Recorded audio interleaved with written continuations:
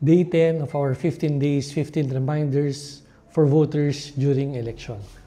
For the 10th reminder, betting or wagering on the results of the election is not allowed.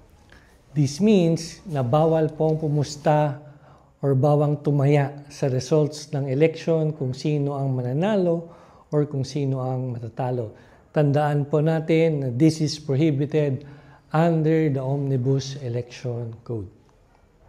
Betting or wagering kasi on the results of the election can incentivize or can promote corruption or even spread misinformation. And dahil dito sa misinformation na to, it can lead to disputes, it can lead to unrest, or even violence.